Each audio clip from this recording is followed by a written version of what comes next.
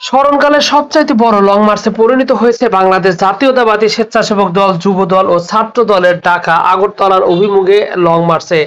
বিএনপির কার্যালয়ে পল্টন থেকে শুরু হওয়া এই লং মার্চটি ভৈরব পর্যন্ত যায় এবং বিপুল বিপুল সংখ্যক নেতাকর্মী ও সাধারণ মানুষের অংশগ্রহণে এত বেশি পরিমাণ লোক জমা হয় যে নারায়ণগঞ্জ থেকে ভৈরব পর্যন্ত পুরো রাস্তায় লোকে লোকারণ্য হয়ে যায় এবং ব্যাপক পরিমাণ মানুষে ভর্তি হয়ে যায়।